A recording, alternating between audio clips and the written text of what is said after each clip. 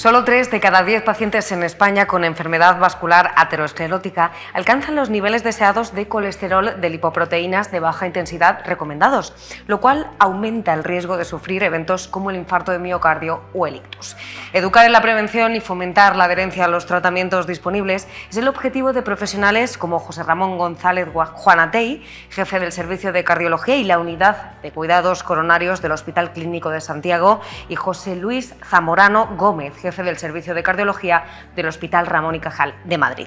Como expertos en el área, agradecen la existencia de fármacos innovadores que ayuden en la prevención del riesgo cardiovascular a través del tratamiento del colesterol, de sus ventajas, así como del correcto manejo de estos pacientes y el papel de los equipos multidisciplinares, hablarán en este debate organizado por Redacción Médica con la colaboración de Daiichi Sankyo.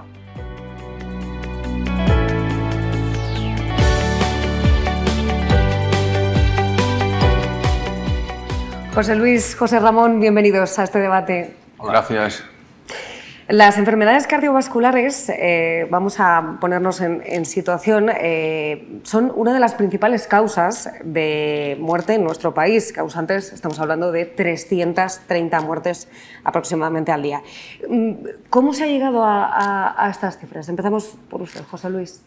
Bueno, muchas gracias por invitarme. La verdad es que estoy encantado de estar aquí, además con José Ramón, y por tocar este tema que es muy importante. Desde hace décadas ya sabemos que la enfermedad cardiovascular es una de las principales causas de muerte. Por fin, la semana pasada hemos bajado de este podium del horror y ya somos la segunda, pero muy cercana a la primera. Y en el fondo, ¿por qué? ¿Por qué estamos en este podium del horror? Me da igual ser medalla de oro que medalla de plata, Pues porque conocemos mucho de la enfermedad cardiovascular, pero no la tratamos de forma adecuada, no prevenimos de forma adecuada la enfermedad cardiovascular. Hablando de esa prevención, ¿hasta qué punto esas cifras del horror tienen que ver con los hábitos de la población? Bueno, pues tienen que ver bastante, porque, como decía antes, conocemos mucho los factores de riesgo, conocemos mucho la enfermedad, por qué enfermamos, pero no nos comportamos de forma adecuada tanto en nuestros hábitos higiénico-dietéticos como en los tratamientos que tenemos. No tomamos bien los tratamientos, no persistimos en el tratamiento, porque no se trata de coger y tratar bien un día, sino esto es una enfermedad crónica, que son las más difíciles de tratar, porque necesitamos persistir en ese tratamiento durante años. Y José Ramón, ¿por qué se abandona ese tratamiento o no se sigue correctamente? Bueno, más allá del tratamiento, yo creo que un poco enfatizando en lo que decía Pepe, creo que es importante decir que el Parlamento Europeo acaba de aprobar que el próximo plan de salud para Europa sea salud cardiovascular. Hay 2 planes aprobados en Europa, que es el del cáncer y enfermedad mental, y en diciembre pasado todos los grupos han aprobado poner en marcha en Europa un plan de salud cardiovascular por la dimensión que antes comentábamos. Esto es algo que nos afecta en España, que afecta en Europa, incluso hay unas desigualdades enormes. Y aquí en España también hay una serie de desigualdades. Primero, hábitos de vida y educación. Uno de los pilares de ese plan va a ser potenciar la educación y sobre todo la educación a los niños, para educación, para la salud. Segundo, evitar las desigualdades, porque uno puede pensar que, tú imagínate, hay países miembros de la Unión Europea con una esperanza de vida 10 años menor que la que tiene España, que lidera la esperanza de vida. Y eso es todo por enfermedad cardiovascular. Hay unas desigualdades enormes a nivel de Europa, ¿no? Si en España es sobre un 30 y pico la mortalidad cardiovascular, en países del este de Europa llega a ser un 70, más de un 70%.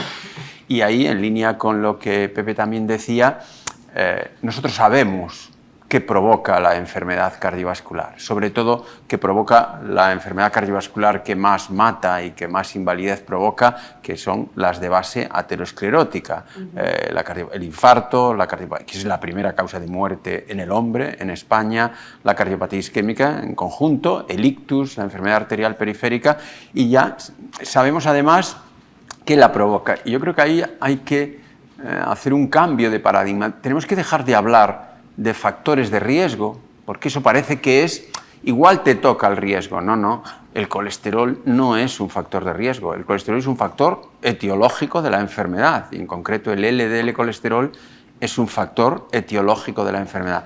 Y yo creo que mucho de lo que a veces no logramos en colesterol y en LDL es porque no tiene el impacto suficiente a nivel ni profesional, muchas veces, que somos los primeros que debemos asumir esto, ni social. La gente piensa que esto es un factor, no, es que es lo que le va a causar la enfermedad. Y es más, y esta semana vuelve a insistir en un concepto: ¿cuánto colesterol has tenido en tu sangre a lo largo de tu vida? Porque no es ya el puntual, porque igual llevas muchos años, de ahí la importancia de empezar pronto. Y sí, hay un arsenal terapéutico muy eficaz, hay innovaciones, y si hay un área de mayor investigación, yo diría que más que en cardiovascular, sin duda, en este momento es diabetes, lípidos, que es el área de mayor investigación, pero tenemos un arsenal fantástico para, además de cambios en el estilo de vida, que esto es básico, educar a los niños, incluir en las escuelas, en los colegios, educación para la salud, pues el arsenal que tenemos que utilizar y que los pacientes tienen que de alguna forma ser conscientes de su enfermedad y la importancia de lo que antes se comentaba de la cumplimentación terapéutica, ¿no? Y por lo tanto, ¿sería correcto decir que el colesterol es un problema infravalorado entre la población, igual que ese riesgo asociado que comentaba, a pesar de las altas tasas de prevalencia que se registran? Sin duda. Está claro que a nivel global y cardiovascular lo que más mata es la hipertensión arterial, pero lo siguiente que más mata es el colesterol. Y a veces, con esa idea de factor de riesgo, ya no digamos incluso mensajes que ha habido contra determinadas familias de fármacos, que ha sido de lo mejor que ha habido en medicina, es decir, creo que no tiene el impacto, y yo creo que tenemos que, y los profesionales en primer lugar, dejar de hablar de colesterol como factor de riesgo y hablar con que eso es lo que le provoca la enfermedad. Es decir, la enfermedad se la provoca el colesterol. No es que el colesterol esté relacionado, porque el factor de riesgo es así un poco más difuso. No. Eso es un factor causal y, por tanto, se tiene que identificar y se tiene que tratar de forma adecuada en función de tu riesgo, pero desde el principio y probablemente antes y probablemente de una forma más eficaz si queremos evitar una de las principales causas, no solo de pérdida de la esperanza de vida, sino de enfermedades crónicas, de pérdida de calidad de vida, como representan muchas de las enfermedades cardiovasculares o todas las enfermedades cardiovasculares que se relacionan con un colesterol no controlado, con un LDL no controlado, ¿no? Yo creo que ese es el mensaje, y los medios de comunicación social y medios como vosotros jugáis un papel fundamental en esa transmisión de que, oiga, esto es lo que le causa la enfermedad. Nadie habla de una bacteria como un factor de riesgo de tener una neumonía. No, eso es lo que causa la neumonía. Pues entre otras cosas, el colesterol, el LDL colesterol en especial, causa los infartos, causan muchos de los ictus. Yo creo que esa es un poco la idea. ¿Hasta qué punto aumentaría el riesgo, como dice, de sufrir una patología relacionada con el corazón, teniendo en cuenta esos datos? Sin ir más lejos, en España 1 de cada 2 personas tiene niveles elevados de colesterol, de lipoproteínas de baja densidad, ese LDL. ¿Se puede contabilizar hasta cuánto aumenta ese riesgo de sufrir algún tipo de enfermedad cardiovascular? Pues sí que se puede, es decir, en realidad depende un poco del volumen global, pero se estima que más del 25% de la enfermedad cardiovascular aterosclerótica está relacionada de una forma muy directa con el colesterol elevado. Por tanto, es una causa muy directa, y especialmente toda la enfermedad aterosclerótica, es decir, los ictus aterotrombóticos, la enfermedad arterial periférica, pero especialmente los infartos, el infarto de miocardio, la aterosclerosis que sucede en la coronaria. En las coronarias, de ahí que sea uno de los principales objetivos terapéuticos en pacientes que han tenido un infarto, tener el LDL cuanto más bajo mejor. Las guías dicen por debajo de 55, pero en realidad nadie ha demostrado que tenerlo más bajo sea un problema, y sí puede ser un beneficio. Por tanto, y esto es de verdad, estos mensajes son muy importantes, con la idea de que hay que medir, es decir, al final hay que medir para mejorar cómo estamos a nivel de Europa, cómo estamos a nivel de España, pero a mí, como jefe de servicio, como Pepe, de otro, me interesa saber cómo están mis pacientes de tratados y de controlados, no para ver quién es mejor o peor, sino para identificar las oportunidades de mejora que todos tenemos. Y aquí un último punto. En España, bueno, la esperanza de vida es alta, pero no es alta uniformemente. En España hay unas desigualdades sociales enormes y el riesgo de tener un infarto, y este es un estudio reciente que el anterior Ministerio de Sanidad, el anterior Ministro de Sanidad promovió, pues llega a ser 5 veces mayor en personas con niveles socioeconómicos y educativos más bajos en España que personas con niveles educativos y socioeconómicos más altos. Es decir, está claro que en nuestro país también la pobreza mata y en este asunto es muy importante, ¿no? ¿Cómo se podrían prevenir esas desigualdades desde las consultas? Bueno, yo creo que, en primer lugar, midiendo. Como ha dicho José Ramón, es importante, lo que no se evalúa, pues se devalúa. Y hay que medir, como decía José Ramón, para mejorar. Si no conocemos, no hay forma de... ¿Cómo se podrían? Hombre, pues simplemente con que tuviéramos unas guías de aplicación universales en España y que fueran las mismas, ya mejoraríamos mucho. Pero es que las posibilidades de prescripción en unas comunidades no son las mismas que en otras, por ejemplo.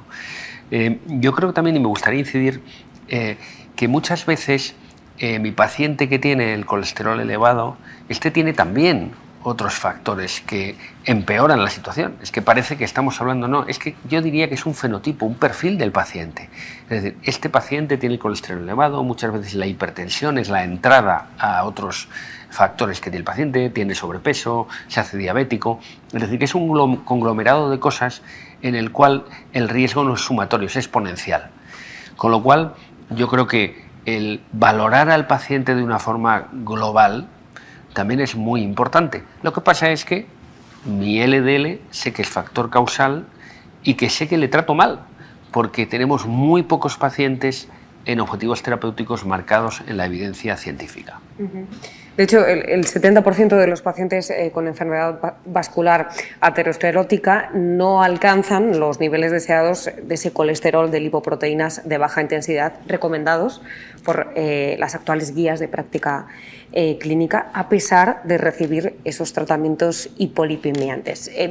¿Por qué es tan difícil controlar estos niveles? Bueno, a pesar de recibir estos tratamientos, a pesar de recibir los que los reciben, los que los mantienen durante el tiempo y los que tienen las posibilidades terapéuticas puestas en... Pues bueno, yo creo que no hay una única causa, ¿no? Porque muchas veces es problema del médico, que no sabe explicar bien al paciente por qué le trata y por qué necesitamos llegar a estos objetivos. En segundo lugar, también hay cierta culpa en los medios de comunicación, que muchas veces, no basados en ciencia, crean alarmas en algunos fármacos. Y luego también está la parte del paciente, ahí pongo también su entorno familiar. Esto es una enfermedad crónica, esto no es un antibiótico que hay que tratar una neumonía 7-10 días, esto no es una tuberculosis que necesita unos meses, no, esto es un tratamiento de por vida. Por tanto, yo creo que ahí el mensaje es: tenemos capacidad de poner a la inmensa mayoría, no la mayoría, la inmensa mayoría de los pacientes en objetivos terapéuticos marcados por la evidencia científica. La respuesta es sí. ¿Lo hacemos? La respuesta es no. ¿Y el por qué? El por qué, multifactorial. Parte del médico, parte de las diferencias entre comunidades, parte de no saber, parte del enfermo, que esto es una enfermedad crónica, parte de la mala información. Es decir, no hay un solo factor. Un poco en relación con lo que comentábamos antes de no tener esa concepción, ¿no? o de la intensidad del peligro que supone el colesterol en general en la sociedad, sobre todo en los pacientes. Fíjate, en esto que estás comentando ahora, yo me acuerdo todavía de un paciente que me dijo, bueno, pero enséñeme un poco a comer, ¿qué puedo comer? ¿Qué es lo que tiene mucho LDL? Y cuando se lo dije, me dijo, bueno, es que lo que usted me quita está muy rico y no duele. Y le dije, no duele hoy, pero va a doler mucho. Es decir, tener el LDL, y me ha gustado mucho un apunte que ha hecho José Ramón, de decir, ¿cuánto tiempo, qué cantidad de LDL ha estado usted teniendo a lo largo de su vida? Bueno, pues es que esto también es un punto importante. El invertir en la salud desde jóvenes hace que yo vaya a envejecer con éxito. Sí, es que en ese aspecto yo creo, lo que antes se comentaba, de entrada hay que educar, porque vemos que eso es muy eficaz. En personas universitarias con un nivel socioeconómico elevado, el riesgo de tener un infarto es 5 veces menor que personas no cualificadas dentro del mismo país. Hay un estudio en la ciudad de Barcelona, donde con la misma medicina la esperanza de vida es diferente. Está claro que la educación, lo social, es algo a tener en cuenta y hay que educar para la salud. Y muchas veces hay que dejar de estar siempre pensando en la enfermedad y hay que promover salud. Por eso el plan europeo se va a llamar de salud cardiovascular, no de enfermedad cardiovascular, ¿no? Y eso es muy importante. Y luego, claro, la salud cardiovascular empieza pues, con los hábitos de vida. Si tú no fumas, no tienes sobrepeso, haces ejercicio regular, haces una dieta, que nosotros además tenemos un acceso a esa dieta, la probabilidad de que tengas un infarto prematuro es residual, aunque tengas una cierta carga familiar, y eso funciona y funciona muy bien. Por tanto, la prevención en salud es clave y ahí es donde nos tenemos que concentrar. Pero ya luego, cuando tú tienes una enfermedad, ya no digamos cuando tienes un infarto o un ictus o una arteriopatía periférica o eres diabético, en todos los casos también se necesita un abordaje multifactorial. Y ahí la importancia. Pero cuando decimos por qué estamos fracasando, yo creo que hay que dejar ya de hablar a veces de muchos estudios, hay que hablar de ciencia de implementación, ¿no? Es decir, ¿por qué estamos fracasando en que los pacientes con infarto en España, de forma uniforme, pues tengan un diagnóstico correcto, tengan un tratamiento correcto y dentro de ellos tengan el LDL dentro de lo que marcan las guías de práctica clínica? Primero, tenemos que pensar si los ciudadanos tienen acceso al Sistema Nacional de Salud. Vale, porque si no hay accesibilidad, como pasa en muchos países, y de verdad, yo siempre, ahora, un tiempo ahí en el board de la World Heart Federation, y siempre digo, nosotros somos del 5% de los privilegiados de este mundo. Porque ya, yo que en mala hora me metí yo aquí para enterarme de cosas sobre las que no tenemos mucho que hacer en Latinoamérica, en otros sitios. Por tanto, partiendo de esa premisa, eso es muy importante. Aquí debemos procurar que todo el mundo tenga acceso a una medicina de alto valor, a un sistema nacional de salud. Y hay que proteger como sea que todo el mundo, con independencia de su nivel socioeconómico y procedencia social, tenga acceso a medicina de alto valor, que por ahora está en la medicina pública y tenemos que hacer que siga estando. También en la privada, pero tiene que estar en la medicina pública. Segundo, y eso es ciencia de implementación, ¿todos los ciudadanos de este país tienen acceso a una medicina pública de calidad? Pues habrá que ver los retrasos, habrá que ver si estamos haciendo cosas que no tenemos que hacer, pruebas inadecuadas, tratamientos inadecuados. Bueno, habrá que ver esto. Segundo, los profesionales tenemos que, en línea con lo que decía antes Pepe, cumplir con las recomendaciones de las guías, pero que todos conocemos. Yo creo que no hay nadie en la profesión médica en este país, e incluso también en enfermería, que juega un papel fundamental y central, que no sepa que si has tenido un infarto tienes que tener un LDL menor de 55. Yo creo que no hay nadie, porque ha sido un mensaje que ha calado mucho. Bueno, si nosotros sabemos eso, ¿por qué no implementamos el arsenal que tenemos y utilizamos eso en nuestra área? Porque los médicos tenemos un problema, que cada vez que vemos estadísticas de Europa, de España, incluso de nuestra comunidad autónoma, siempre pensamos que mal lo hace el vecino. Siempre pensamos que mal, y yo no. Oiga, la pregunta es, hay que medir en local, hay que acostumbrarse a medir en local para ver qué oportunidades de mejora tienes. Oye, ¿cuántos pacientes con cardiopatía isquémica del área sanitaria de Santiago de Compostela, que lo miraba ayer para ver cuántos códigos hay 14.000 códigos cardiopatía isquémica?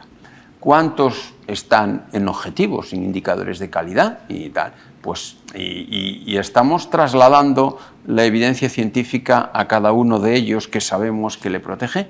Y luego está el paciente. El paciente no puede ser que tiene que ser consciente de su enfermedad e implicarse en su enfermedad, porque la enfermedad no queda aquí encima de la mesa de despacho de Pepe o mía cuando vemos un paciente. La enfermedad va con el paciente, va con su familia.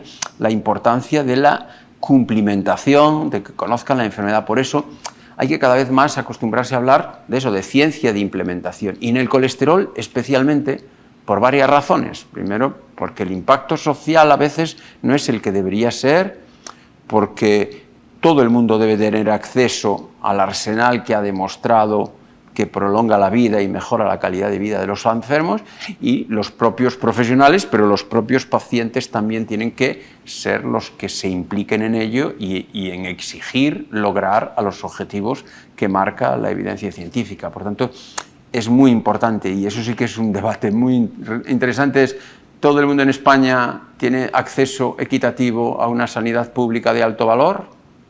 ¿Todos los profesionales, enfermería, medicina, todos los profesionales sanitarios tienen acceso a lo que es clase 1, es decir, a lo que hay que hacer, y lo hacemos? Y si no lo hacemos, no es ver quién es peor o peor, vamos a ver qué oportunidades de mejora tener. Y luego hay esa educación en los enfermos que saben que esto les prolonga su vida, les mejora su calidad de vida y deben implicarse. De ahí esos tres pilares de lo que podríamos llamar ciencia de implementación. Con lo cual, un manejo recomendado, por lo que comentan, incluiría involucrar al paciente y también utilizar el arsenal terapéutico disponible. No sé si hay algún factor más que pudiéramos sumar a la ecuación precisamente para optimizar el abordaje y el manejo de este tipo de pacientes. Mi reflexión es medir en local. Y luego, obviamente, que todos uniformemente, claro, no es razonable aún que en España no exista una tarjeta sanitaria única. No es razonable. No es razonable que yo venga a Madrid con mi tarjeta del Sergas y me pasa cualquier cosa y me voy al Hospital Ramón y Cajal y nadie puede tener acceso a mi historial médico. Esto no es razonable. Y llega un momento que hay que poner estos asuntos encima de la mesa, por lo tanto, eso no es razonable. No es razonable que una vez que se tome una decisión, pues haya unas ciertas desigualdades entre comunidades autónomas, ¿no? Y luego, no es razonable que no sepamos lo que sucede, muchas veces en lo público. Lo público es opaco, pero es mucho más transparente que lo privado. Lo privado de este país tiene que acostumbrarse a comunicar resultados en salud. No sabemos nada prácticamente de lo que sucede en la medicina privada de este país. Y un elemento clave de lo que estábamos hablando es del colesterol, del LDL. Necesitamos también en local ver por qué. Porque tenemos herramientas que tienen que estar accesibles a los profesionales. Una vez que hayamos debatido cómo, pues si al final decidimos que esto no lo podemos pagar, pues no lo podemos pagar nadie para ese sistema. Pero si aporta valor, no puede haber inequidades en el acceso entre diferentes comunidades autónomas. Y luego, pues acceder, y en el colesterol, pues hay fármacos orales de una eficacia, estatinas que son genéricos y que nadie las va a quitar porque es de lo mejor que ha habido, ezetimibe, que es un genérico. Ahora tenemos un nuevo fármaco oral con una tolerabilidad fantástica, que ha demostrado además, porque uno podría decir, bueno, porque sabemos que todo lo que baja el LDL va a beneficiar, pero además, pues ácido bempedoico tiene su evidencia de que no solo baja el colesterol, reduce la inflamación y mejora el pronóstico. Luego hay inyectables que también han demostrado que bajan el colesterol, por lo tanto, debemos tener posibilidad de acceso como regulemos y cómo aprobemos. Y si aprobamos que una cosa no podemos pagar, pues ¿qué le vamos a hacer? No lo pagamos. Pero esto debería ser un acuerdo global, quizás europeo, pero sobre todo como país, y llegar a ese acuerdo de poder usar el arsenal que ha demostrado que prolonga la vida y mejora la calidad de vida. Y en el caso del colesterol es muy claro, ¿no? Enseguida ampliamos esa vía de tratamiento. Ha mencionado también otro tema importante como es el manejo a través de equipos multidisciplinares. ¿Hasta qué punto es importante en este escenario? Bueno, yo creo que es muy importante porque lo que se trata es de acompañar a un paciente con una enfermedad o con un peligro de desarrollar una enfermedad, un evento, porque la enfermedad la tiene. Estamos hablando de la dislipemia, un paciente, este enfermo ya es un enfermo, ya tiene una enfermedad. Lo que a lo mejor no tiene todavía es un evento, no ha tenido un infarto, no ha tenido un ictus. ¿quién va a tratarle a este paciente? ¿Va a tratarle únicamente el cardiólogo? Esto es mentira y es irreal. O sea, hay que involucrar a una enfermera de proceso, hay que involucrar a los médicos de primaria, que es el primer contacto que tiene habitualmente este paciente, y luego hay que involucrar a los especialistas que necesite. Claro, si cada uno tira de la cuerda en un sentido, pues esto no va a funcionar. Por eso necesitamos protocolos de procesos. Es decir, este es un paciente que de vez en cuando le voy a ver yo como cardiólogo, pero en el medio le van a ver otros especialistas. Y por eso la meta tiene que ser uniforme, la dirección tiene que ser unívoca y el tratamiento tiene que tener un sentido. No que uno ponga, otro quita, otro no sé qué, uno dice que tiene que ser 55, otro dice que no, otro que le sienta mal. Por eso creo que es importante la colaboración entre especialistas. Yo creo que ahí además es importantísimo en este momento, es decir, que nadie piense que la medicina se hace en los hospitales. Los hospitales están para situaciones sobre todo agudas. Las patologías crónicas de alta prevalencia, es decir, sin medicina de atención primaria y enfermería de atención primaria nunca habrá buena medicina, es imposible. Y este es el ejemplo, es decir, tenemos que organizarnos por procesos, sobre todo procesos de alta prevalencia. Si el infarto afectara a 2 por millón, lo podríamos resolver, pues Pepe en su servicio, yo en el nuestro y tal. Pero el problema es que, y además, estamos hablando siempre de medicina personalizada y de precisión. La medicina personalizada y de precisión hace mucho tiempo que está inventada y se llama médico de atención primaria. Es decir, sin medicina y enfermería de atención primaria, en esa organización por procesos. Aquí el que tiene que dirigir el proceso y en estas patologías crónicas es el médico y la enfermería de atención primaria.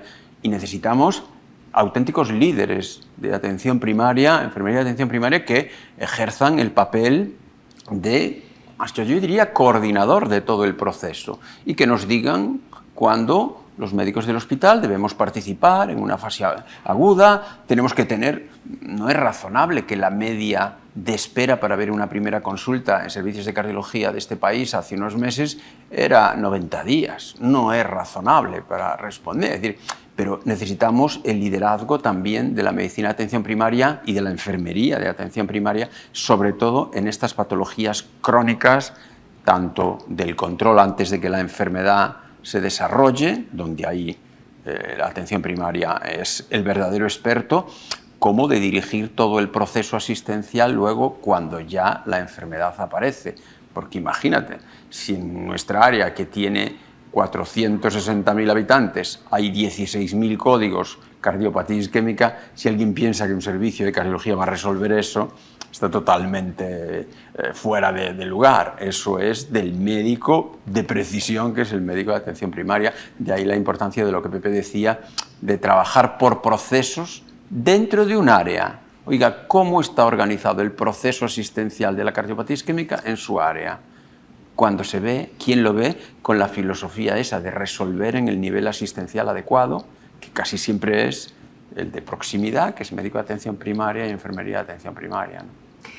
Dicho esto, ¿hasta qué punto pueden ayudar estos perfiles a mejorar la adherencia a los tratamientos contra el colesterol? Por aquello de que efectivamente son los que más contacto tienen más cercanía tienen con el paciente. Bueno, ahí de entrada hay que partir de la necesidad de la educación del paciente. El paciente tiene que conocer su enfermedad. No puede pensar que su enfermedad, no puede pensar. Yo cuando veo a un paciente con un infarto, siempre le pregunto, ¿por qué has tenido el infarto? Y algunos se quedan bloqueados. Me dicen, yo vengo aquí para que usted me lo diga. Digo, no, yo quiero que me lo diga usted. Si usted no es capaz de decirme por qué has tenido el infarto, tenemos un problema.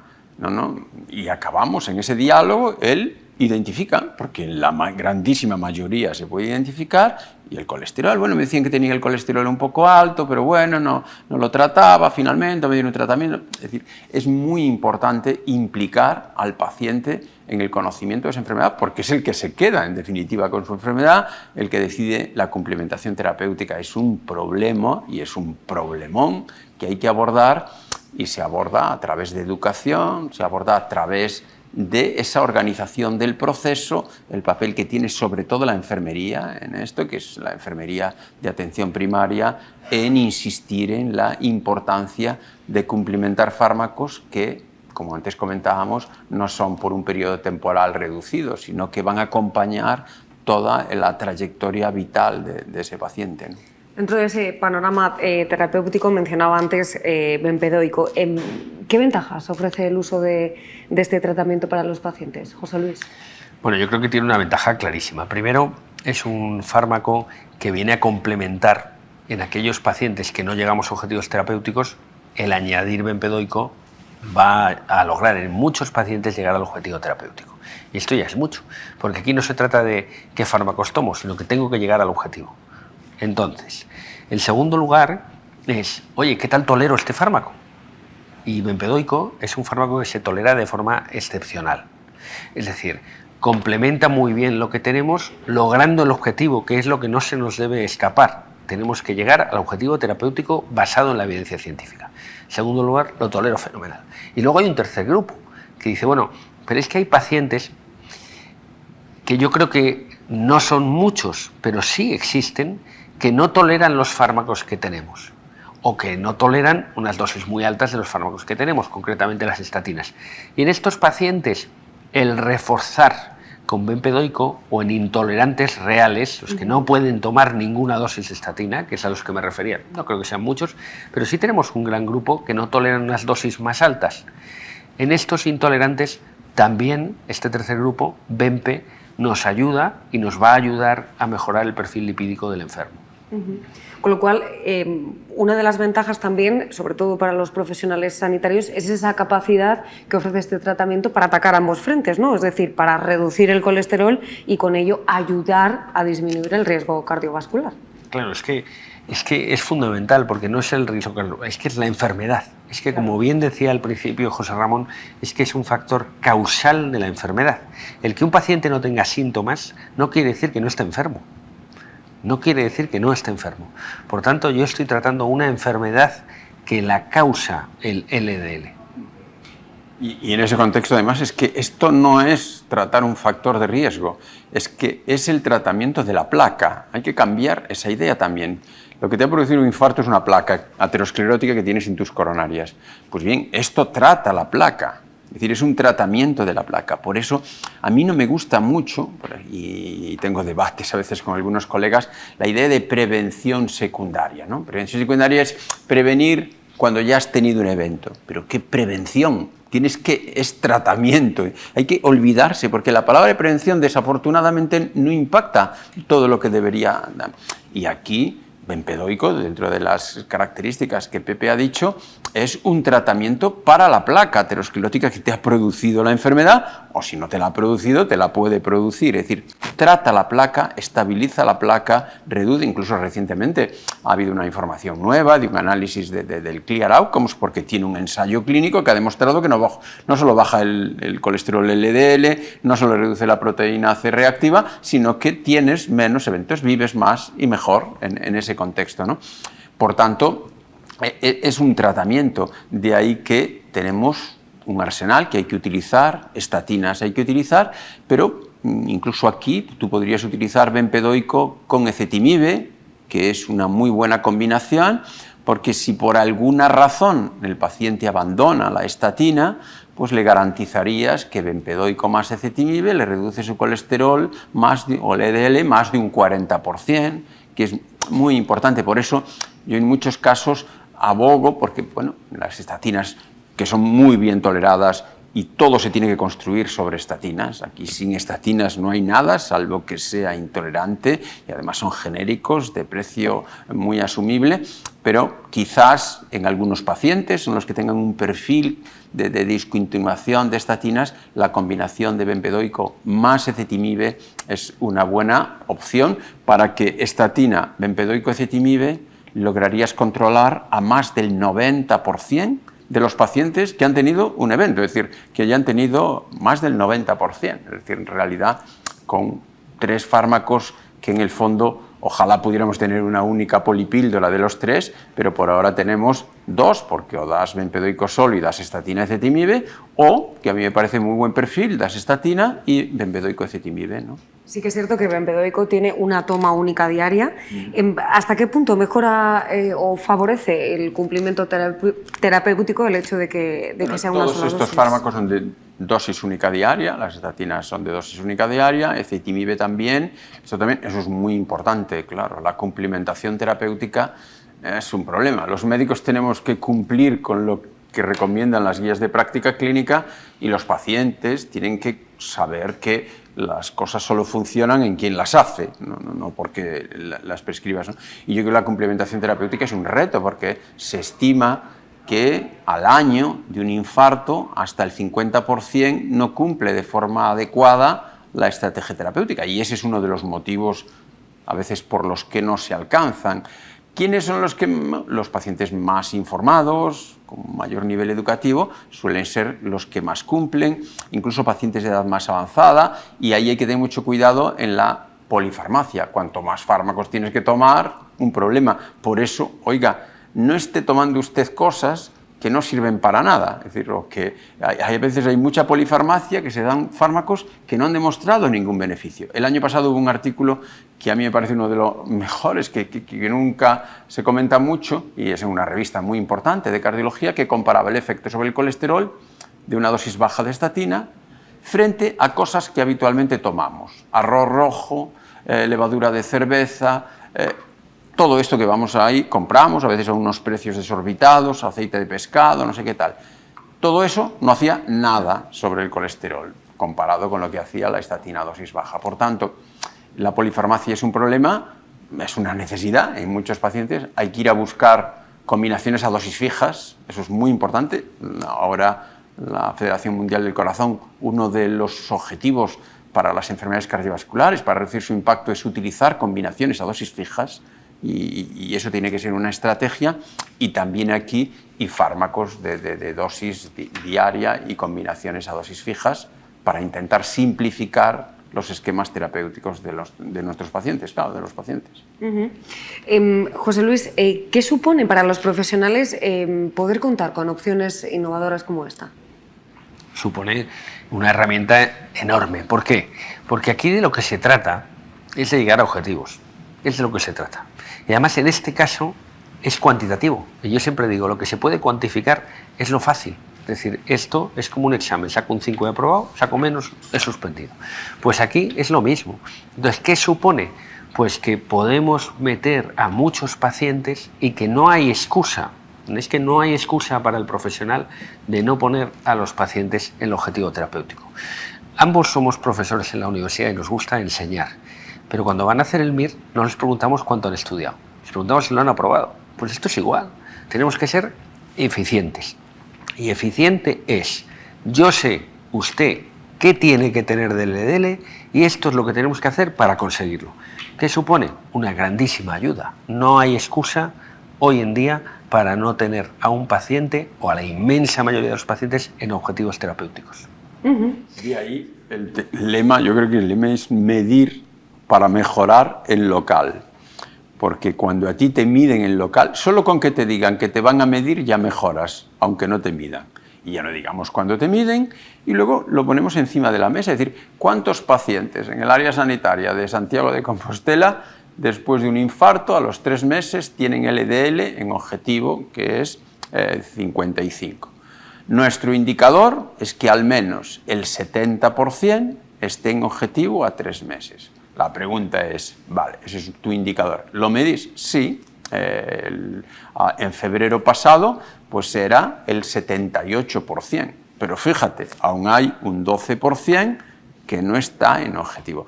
Pero nosotros lo medimos. Podemos quedarnos muy contentos porque hemos cumplido el objetivo que nos hemos marcado. Alguien podría decir, hombre, pues el objetivo debería ser el 100%. Bueno, vamos a poner objetivos y hay que medir. Es como Aquí no vale o que te digan, usted pone TAVIs, ¿cuántas válvulas aórticas? ¿Cuántas pone? Y hay mucha gente que sale en el periódico y dice, yo llevo puestas 1000. A mí no me importa que lleves 1000. Yo quiero saber cuántos se te han muerto a 30 días, cuántos han necesitado un marcapasos antes de irse del hospital. Eso es lo que quiero saber. No que me digas que has puesto 300 TAVIs o tal. Por eso a mí no me importa que me digas que ves 1000 infartos. No, no. Yo quiero que me digas cuántos se han revascularizado en tiempo y cuántos tienen optimizado su manejo. Y dentro de esa optimización de su manejo hay un indicador que es insobornable y que nadie quitaría de los principales, que es cuántos tienen lo antes posible el colesterol LDL en objetivo. Y nosotros tenemos ese indicador, puede ser que el año próximo lo cambiemos y tal, pero bueno, hace unos meses era 78%. Pues parece que es mucho, que es poco, que tal, pero hay que medir en local, porque si no, vemos lo que antes decía Pepe, en España escasamente un 30%. Yo diría que en este momento de pacientes con infarto, un 30% tiene el LDL menor de 55, solo un 30%, ¿no? Claro, cuando yo veo eso, siempre digo, qué mal lo hacen mis vecinos, pero si yo no me mido en local, siempre creo que el que lo hace mal es el vecino, ¿no? Y especialmente este indicador, que es muy cuantificable. Esto es insobornable. Le hacemos una analítica y te decimos si estás en objetivo y no. Y si no estás, pues vamos a ver qué podemos hacer. Y si estás también, vamos a ver qué podemos hacer, ¿no? Pero creo claro. Y para seguir cumpliendo esos objetivos y mejorándolos, por supuesto, ¿qué soluciones adicionales creen que debería traer la innovación en este campo, en concreto, con este perfil de pacientes en los próximos años? Bueno, yo creo que la solución ideal pasa por la educación. Es decir, aquí el problema es que la sociedad tiene que ser consciente de este problema real de forma individual. Es decir, decía José Ramón, medir en local, pero es que yo tengo la percepción que el enfermo siempre piensa que el colesterol malo es el de al lado, es decir, no es el mío. Entonces yo creo que igual que hemos hecho una gran educación en los colegios en el reciclado de basuras, y mis hijos reciclan la basura mejor que yo, porque a mí no me lo enseñaron en el colegio, pues creo que habría que hacer una educación sanitaria a la gente joven en la cual se les explique qué es una salud, qué es la salud y qué es la salud cardiovascular. Y cuando uno es consciente de esto, es cuando uno va a poner todo de su parte, porque hoy en día los médicos tenemos todas las herramientas. Y luego, por supuesto, evaluar al médico. En el Reino Unido, hace unos años, quede claro que yo no estoy de acuerdo con esa política, pero miraban cuántos pacientes tenían en objetivos terapéuticos los médicos y les daban un incentivo económico a aquellos médicos que tenían más pacientes en objetivos. Redujeron un porcentaje importante el número de ictus. Yo no creo que haya que pagar al médico por hacer su trabajo, ya tiene su sueldo, pero es un hecho que hay que mirar en el médico individual qué porcentaje de pacientes tienen objetivos y por qué no los tienen. No, yo aquí soy optimista. Primero, siempre soy optimista porque creo que las generaciones que vienen van a ser mejores que las que estamos y van a tener más solidaridad, más conciencia social, más defensa de lo público y de la importancia, de la excelencia del servicio público, porque yo creo que el servicio público es de las mejores cosas que uno puede hacer, ¿no? Y es muy importante, por eso. Después tengo mucha esperanza en que va a haber un plan europeo de salud cardiovascular, por fin. El Plan Europeo del Cáncer, que ya lleva unos años, ha hecho muchísimo por el cáncer en Europa.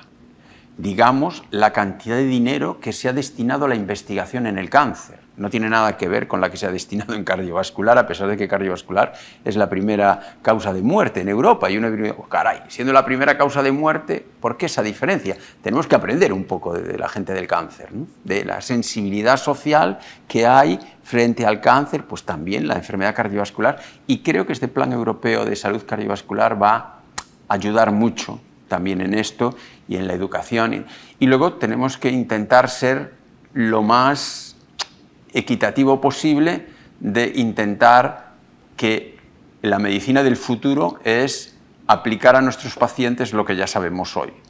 Si aplicáramos lo que ya sabemos hoy a nuestros pacientes, ese va a ser la auténtica medicina del futuro, pero va a haber un futuro fantástico en enfermedad cardiovascular y especialmente en lípidos. hay nuevas dianas terapéuticas, veremos qué da de sí la lipoproteína A pequeña, veremos qué dan de sí los remanentes de colesterol, veremos qué da de sí todo el mundo de la inflamación, donde bempedoico, una parte, por ejemplo, en el artículo reciente que dice que lo que se observa con bempedoico en prevención de eventos es algo más de lo esperado, pues puede ser por ese efecto que tiene bempedoico sobre la proteína C reactiva, que se le ha prestado poco, y en esta publicación de esta semana, que en un escenario parece que el beneficio es mayor que lo que baja el LDL, podría ser por ese beneficio, pero va a haber una investigación y un enorme en inflamación y enfermedad cardiovascular. Por lo tanto, yo sí que soy... Primero va a haber mucha, y se está viendo mucha investigación, y sobre todo que Europa cuente con un plan europeo de salud cardiovascular va a promover que mucho de lo que estamos haciendo aquí se pueda hacer. Va a haber un gran observatorio europeo de la calidad y que va a aplicar de forma, y ojalá sea un poco más en local y no solo sea de Europa y de los países, pero uno de los focos es medir, también en esa filosofía para medir, para mejorar. Yo creo que tenemos mucho que hacer, pero ahí está un futuro que puede ser muy esperanzador, ¿no? Ahí están los objetivos. Por recapitular, doctores, ¿qué conclusiones nos deja este análisis sobre esa prevención del riesgo cardiovascular a través del tratamiento del colesterol? Bueno, en primer lugar, yo creo que hay que ser muy claro, LDL es nuestro gran enemigo y es el causante de la enfermedad. En segundo lugar, tenemos que creernos la ciencia, es decir, sabemos mucho, sabemos que tenemos que tener el LDL muy bajo. Hemos pasado de cuanto más bajo mejor a cuanto antes todavía mejor y cuanto más tiempo el tratamiento mucho mejor, es decir, cuanto más tiempo tener el LDL bajo muchísimo mejor. Y eso, y es la conclusión final, para mí hoy es posible, es fácil en la inmensa mayoría de los pacientes. Lo único que tenemos que hacer es implementar el conocimiento y por eso es labor de todos el implementar este conocimiento, porque las herramientas las tenemos. Bueno, yo coincido en que en colesterol hay que ir a esa idea. Esto no es un factor de riesgo, esto causa la enfermedad, el LDL causa la enfermedad. El gran mensaje del 2024 en lípidos es que el LDL es el principal factor causal de la enfermedad y puede controlarse, y puede tratarse, y puede controlarse, y a través de ello podemos hacer mucho sobre la cantidad y calidad de vida de las personas, de todos nosotros, que debemos medírnoslo de una forma en función de nuestro riesgo y en base a eso, analizando nuestro riesgo global, de alguna forma hacer ese abordaje multifactorial, que debemos promover el estilo de vida. Si hay un área donde es eficaz, es casi más eficaz que en las enfermedades infecciosas, es decir, vivir para la salud cardiovascular funciona y funciona muy bien, pero tenemos que concienciarnos de que el LDL no es algo que anda por ahí, no es un factor de riesgo, es lo que provoca las placas ateroscleróticas y hay que tratarlo, y ese es el gran mensaje del 2024, hay que bajar a lo que al menos recomiendan las guías de práctica clínica para hacer que la enfermedad cardiovascular no sea el problema sociosanitario que es en nuestro entorno. Pues ahí dejamos esos objetivos comunes, como decían, con responsabilidad compartida. Lo que hacemos es darles las gracias por participar en este debate, por marcarnos también esa hoja de ruta en la prevención del riesgo cardiovascular, prevención del colesterol. Decían, pues a través de acciones como la educación sanitaria, guías de aplicación universales, esa accesibilidad completa y equitativa al Sistema Nacional de Salud y los objetivos terapéuticos también a través de esa medición local. Así que muchísimas gracias a ambos por participar en este debate. A vosotros. Gracias a vosotros.